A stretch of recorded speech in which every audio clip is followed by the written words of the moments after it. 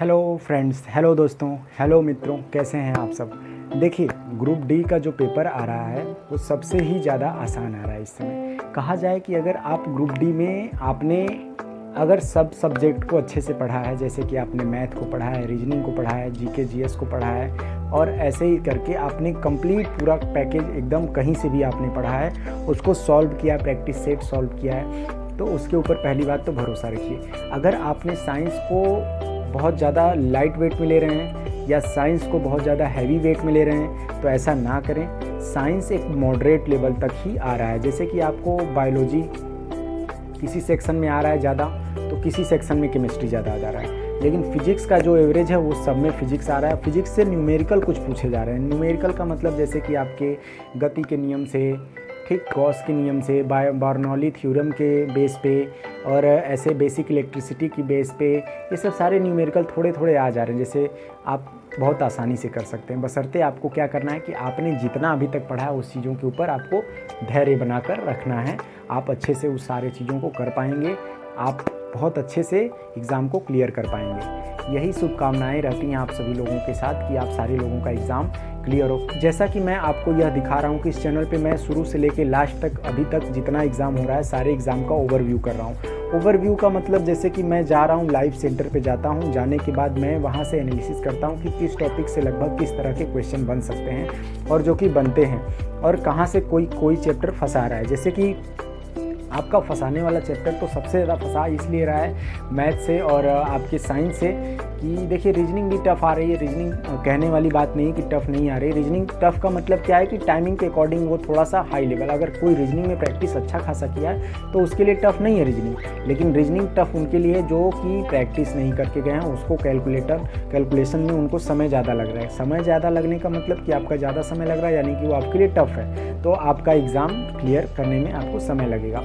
तो इसके लिए क्या करना होगा आपको, ट्रिक्स और क्या है टिप्स। जैसे कि आप मान लीजिए कि पहले तो आप प्रैक्टिस, अगर आपका एग्ज़ाम मान लीजिए 10 दिन बाद है, 20 दिन बाद है या किसी और से उसमें है, तो आप क्या करें कि सबसे ज़्यादा क्वेश्चन लीजिए, आप प्रैक्टिस करिए। सबसे अच्छी चीज़ यही है कि आपको ऐसे पढ़ना है। मान लीजिए कोई सब्जेक्ट है, मान लीजिए आपको लूसेंट उठाना है साइंस के लिए। साइंस की एक अलग से लूसेंट आती है और जो जनरल साइंस अलग आती है, जिसको सामान्य ज्ञान कहते हैं, वो अलग होती है एक बुक लूसेंट की, और एक जनरल साइंस की बुक अलग होती है। दोनों को आप ले लीजिए, उसको आप पढ़िए।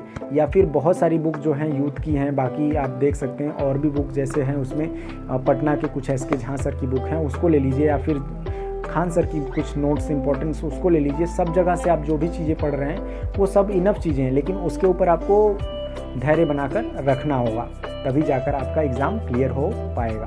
तो मैं जैसे बता रहा था आपको कि कैसे आपको क्लियर करना है। जैसा कि आपने एक फ़िज़िक्स लिया, फिज़िक्स में आपको कैसे क्लियर करना है। फिज़िक्स में मैं अभी 1 मिनट होल्ड करिए, मैं बुक लेकर आ रहा हूँ।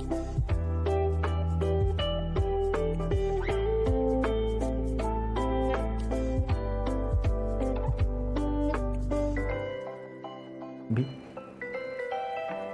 हाँ, तो कहाँ थे, विषय सूची कैसे समझें और कैसे टॉपिक को हैंडल करें। देखिए क्या है, ये विषय सूची हमारा है, ये क्या है, विषय सूची है, ठीक है। इसको आप लूसेंट अगर आपके पास होगी, जनरल साइंस जिसको सामान्य विज्ञान कहते हैं, सामान्य विज्ञान, ये सामान्य विज्ञान की बुक है। अगर आपके पास ये बुक होगी तो आप इससे आप आसानी से सब कुछ समझ सकते हैं। और कैसे कैसे हैंडल करना है, कैसे 10 दिन में आप साइंस ख़त्म कर दें और मैथ ख़त्म कर दें, रीजनिंग ख़त्म कर दें, उसके ऊपर बात करते हैं। देखिए क्या है भौतिकी में, पहले में भौतिकी में क्या है, मापन है, गति है, कार्य, शक्ति और ऊर्जा, गुरुत्वाकर्षण, द्रव्य के सामान्य गुण, ये सारे हैं द्रव्य के सामान्य गुण, सरल, आवर्त, गति। इसको आप मात्र कम से कम 1-1.5 घंटा आप रिविजन में दें, ठीक। और एक एग्ज़ाम टाइम में एकदम नर्वसनेस ना फील करें। एग्ज़ाम टाइम में बस आप ओवर कॉन्फिडेंस भी फील ना करें। वो एग्ज़ाम टाइम में आप सीधा बस यही समझें कि हमको एग्ज़ाम देने जाना है और हमको लगभग सारी चीज़ें आएंगी और हम जितने दिनों से पढ़ रहे हैं वो सारी चीज़ें हम कर पाएंगे अच्छे से। तो उसके लिए आपको ये सारे टॉपिक वाइज टॉपिक को क्लियर करते हुए, जैसे मान लीजिए यांत्रिकी में मैंने मेजरमेंट मापन उठाया, तो मेजरमेंट मापन में आपको क्या करना है कि मापन को पढ़ लीजिए आप बहुत जल्दी में। उसके बाद जितने भी क्वेश्चन मापन से आपको सर्च मार लीजिए गूगल पे, यूट्यूब पे, कहीं से भी 10, 20, 25 जो भी क्वेश्चन मिले लगा लीजिए और सेटिस्फाई हो जाइए कि मापन खत्म, अब मापन से कुछ भी आएगा तो हम लगा लेंगे। वैसे ही आप गति को सर्च मारिए, गति से आपने जितना नियम है सारा याद कर लीजिए, गति से जितने क्वेश्चन 10-20 याद करके बना लीजिए। मात्र आधा घंटा आप दीजिए गति पे, सब पे 15-20 मिनट, आधा घंटा सब पे देते जाइए ऐसे करके, और आप जिस टॉपिक को क्लियर करिए उस टॉपिक पे आप कुछ क्वेश्चन बना लीजिए।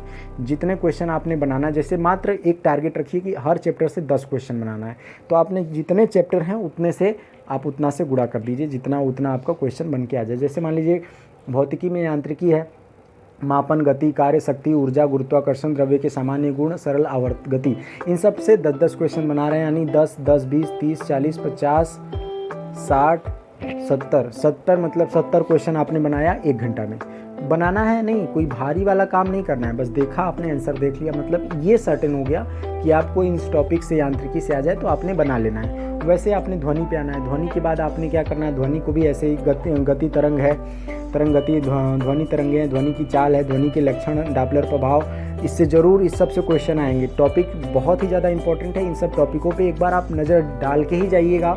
अगर आपने बहुत सारे क्वेश्चन लगाए, बहुत कुछ सारी चीज़ों को कर लिया, फिर भी एक बार आप चैप्टर को नज़र में डाल के जाएंगे तो आपके ये चैप्टर यही आपको आगे मदद करेंगे एग्ज़ाम टाइम में, क्योंकि आपका कॉन्सेप्ट क्लियर रहेगा ना चैप्टर पर, तो आप क्वेश्चन लगा लेंगे, चाहे मैथ हो, चाहे रीजनिंग, चाहे आपका साइंस हो। अब देखिए इसमें ध्वनि के गुण, वायु स्तंभों का कंपन, ये सारी चीज़ें। अब उष्मा में आते हैं। उष्मा से चैप्टर से अगर कुछ पूछेगा तो कहाँ से पूछेगा? ताप व उष्मा, विशिष्ट उष्मा, उष्मीय प्रसार, उष्मा का संचरण, न्यूटन का शीतलन नियम, विकिरण व उत्सर्जन व अवशोषण, गैसों का प्रसार, अवस्था परिवर्तन व गुप्त उष्मा, वाष्पीकरण, अपेक्षित आर्द्रता है, उष्मा गतिकी, इन सब सारे चैप्टरों से पूछा जा रहा है क्वेश्चन। लगभग एक क्वेश्चन हर चैप्टर से आ रहा है। अगर मान के चलिए कि अगर इसमें 50 चैप्टर हैं, 50 टॉपिक मान लीजिए, चैप्टर तो ख़त्म ही करिए, चैप्टर तो ज़्यादा नहीं है। फिजिक्स में एक चैप्टर बस है, फिजिक्स। अगर आप में फिजिक्स है तो फिजिक्स में एक चैप्टर फिजिक्स। अब फिजिक्स के अंतर्गत टॉपिकें हैं, टॉपिक के अंदर से क्वेश्चन बना के पूछता है। जैसे कि आपका यांत्रिकी से क्वेश्चन पूछ दिया 2 ठो, ध्वनि से पूछ दिया, जिसको बोलते हैं साउंड से क्वेश्चन पूछ दिया, आपका हीट जो उष्मा होता है उष्मा से 5 क्वेश्चन 4 क्वेश्चन पूछ दिया। वैसे करके आप सोच लीजिए साइंस कितना नंबर का आ रहा है। साइंस 25 नंबर में आ रहा है, तो ये 3 ठो है, तीनों में अगर 10-10 नंबर का सारी चीज़ें दे दी, यानी एक टॉपिक से कितना टॉपिक देख रहा है लूसेंट पेन? देखिए बहुत ही कम टॉपिक है। 1 2 3 4 5 6 7 8 9 10 में विविध आ गया। 10 ही टॉपिक है। 10 में से अगर एक क्वेश्चन भी उठाया तो 10 क्वेश्चन उठाया। लेना कितना है उसको लेना कितना है? 8 क्वेश्चन। 8 तारीख 24 होगा, यानी 8 साढ़े 8 मतलब जिसको बोल सकते हैं 8 या 9 के बीच में ही क्वेश्चन वेरी करेगा, क्योंकि 25 नंबर में तीनों बनाना है। तो ये मान लीजिए अगर वेरी और कर दे तो 10 भी दे देगा, तो उधर से कम कर देगा 2 नंबर।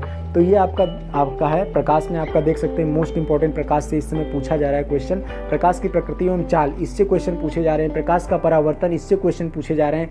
प्रकाश का अपवर्तन, इससे क्वेश्चन पूछे जा रहे हैं। प्रकाश का पूर्ण आंतरिक परावर्तन, मोस्ट इंपॉर्टेंट क्वेश्चन इस समय इस पिछले बैच में मैंने इसका रिव्यू किया था, इससे क्वेश्चन बन रहे हैं। लेंस द्वारा प्रकाश का अपवर्तन, इसका भी क्वेश्चन पूछा जा रहा है। प्रकाश का वर्ण विक्षेपण, इससे भी क्वेश्चन आ रहा है। प्रकाश तरंगों का व्यतिकरण, इससे भी क्वेश्चन आ रहा है। तरंगों का ध्रुवण, प्रकाश एवं विवर्तन, इससे भी क्वेश्चन आपका चला आ रहा है। प्रकाश का प्रकीर्णन, मानव नेत्र, प्रकाशीय यंत्र, इन सारे से आपके, यानी लाइट बहुत ही ज़्यादा इंपॉर्टेंट, आपका 2-4 नंबर दे के जाएगा अगर लाइट आप पढ़ लेते हैं।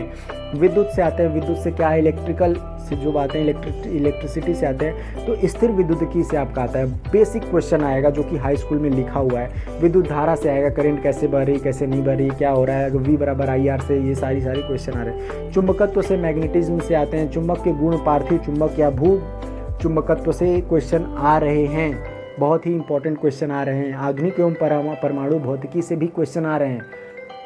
जैसे पूछ सकता है कि आपके मौलिक कण कौन है, परमाणु रिएक्टर कौन से, रिएक्टर में कौन कौन सारी छड़ लगा के उसको मंडक का काम करते हैं, कौन सी छड़ लगाकर उसको क्या करते हैं, उसको न्यूट्रॉनों की बमबारी कराते हैं कि वो क्या करें, उसके इलेक्ट्रॉन स्लो हो जाए, कौन सी चीज़ करते हैं, उसके जो बाहरी आवरण में कौन सा लेप लगाते हैं ताकि वो जो है उसकी जो एनर्जी बाहर ना आ सके, उसके जो स्ट्रक्चर वो किस चीज़ों से बनाते हैं कि हमको नुकसान ना हो, क्यों इतना मजबूत होता है, उससे क्या क्या चीज़ें होती है, रिएक्शन कैसे होता है, वो नाभिकीय संलयन होता है या फिर विखंडन होता है, कौन सा संलयन होता है, किसके ऊपर, किसके रिएक्शन के ऊपर काम करता है, क्यों इलेक्ट्रॉन प्रोटॉन न्यूट्रॉन की बमबारी की जाती है, ये सारी चीज़ें इसमें पूछी जाती हैं और पूछी जा रही हैं आपके एग्ज़ाम में। आप टॉपिक अगर क्लियर करके पढ़ के जाएंगे तो आपको ज़्यादा से ज़्यादा क्वेश्चन नहीं लगाने की ज़रूरत है, आप क्वेश्चन टॉपिक से बना लेंगे। ऐसे ही जैसे कि मान लीजिए आपको एक बाल्टी पानी दे दिया जाए, एक बाल्टी पानी में आपको आप अपना नहाना धोना खाना पीना सब कर सकते हैं। लेकिन अगर लोटा लोटा पानी लाएंगे तो आप कई लोटा पानी लाएंगे, एक बाल्टी से ज़्यादा ले आएंगे, फिर भी आप नहा नहीं पाएंगे, धो नहीं पाएंगे, कचार नहीं पाएंगे और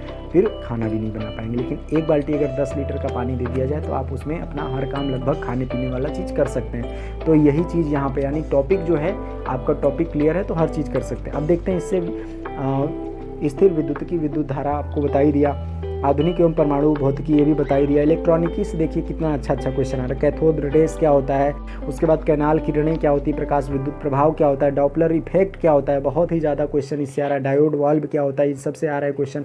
अर्धचालक जिसको बोलते हैं कि पीएन डायोड, अति चालकता जिसको बोल सकते हैं, transistor, television, radar, laser, maser, ये सारे क्वेश्चन इंपॉर्टेंट है, एक एक नंबर के लिए आ रहे हैं। लेकिन अगर आपने पढ़े हैं टॉपिक कभी ना कभी तो आप अगर रिवाइज नहीं करके जाएंगे तो लूसेंट उठा के रिवाइज कर लीजिए, बहुत आसानी से रिवाइज हो जाएगा, बहुत जल्दी रिवाइज हो जाएगा।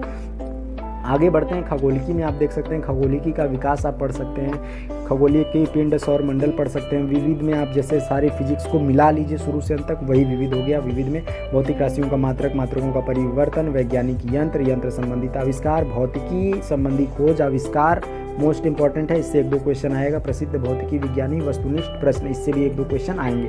देखिए अब कंप्यूटर से भी 1-2 क्वेश्चन बन जा रहे हैं इस समय, तो कंप्यूटर का आप लूसेंट इसमें उठाइए, सारा कुछ दिया है। मैं टॉपिक बता देता हूँ, इसको आप पढ़ के जाइए। कंप्यूटर का अर्थ, कंप्यूटर का विकास, कंप्यूटर तकनीकी की पीढ़ियाँ, कंप्यूटर के प्रकार, कंप्यूटर के कार्य, कंप्यूटर की इकाइयाँ, कंप्यूटर के भाग, कंप्यूटर पद्धति, कंप्यूटर की भाषाएं, computer virus, computer networking, computer संबंधी महत्वपूर्ण तथ्य, कंप्यूटर शब्दावली, कंप्यूटर संबंधी संक्षेप, वस्तुनिष्ठ प्रश्न, ये सब सारी चीज़ें इसमें लिखी हुई हैं बहुत आसान से। केवल कितने पेज में, 168 से 188 पेज में लिखा हुआ है, बहुत ज़्यादा नहीं, 20-25 पेज में है। आसानी से 1-2 घंटे में, 3 घंटे में ख़त्म कर सकते हैं। पढ़ लीजिए, कुछ समझ में आ जाएगा आपको, एग्जाम में आपको दिखेगा, आंसर मार देंगे।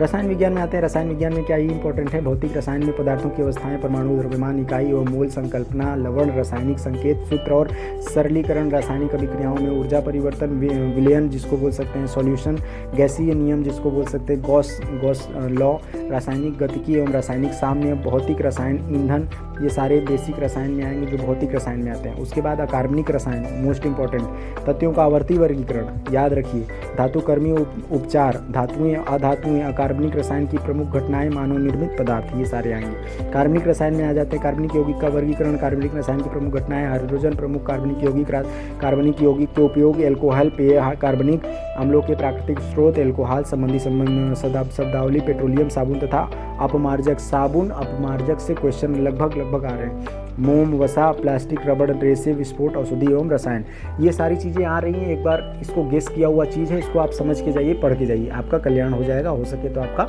हो जाएगा सिलेक्शन अच्छे से, आपने अगर तैयारी किया तो। विविध में क्या है, रसायन विज्ञान से संबंधित महत्वपूर्ण खोज एवं आविष्कार, मोस्ट इंपॉर्टेंट, हर टॉपिक में साइंस में खोज और आविष्कार से क्वेश्चन आ रहे हैं। जैसा कि विविध में हम आपको बता रहे थे कि बताया हमने, रसायन विज्ञान से संबंधित महत्वपूर्ण खोज आविष्कार, रासायनिक पदार्थ के व्यापारिक नाम, ये सारे व्यापारिक नाम भी पूछे जा रहे हैं एवं उनके रासायनिक सूत्र भी पूछे जा रहे हैं। मिश्र धातु वस्तुएं भी, जैसे मिश्र धातु से जितने एलॉय टाइप में हैं उनसे भी क्वेश्चन बन के आ रहे हैं। वस्तुनिष्ठ प्रश्न भी आ रहे हैं। आते हैं जीव विज्ञान में। जीव विज्ञान इस बार थोड़ा कम आ रहा है वेटेज, अभी तक मैंने देखा कम से कम 17-18 ये रहा पेपर, उसके बाद आज पेपर है। 19 को शायद नहीं था पेपर, तो ठीक है 19-20 2-3 दिन गैप था बीच में।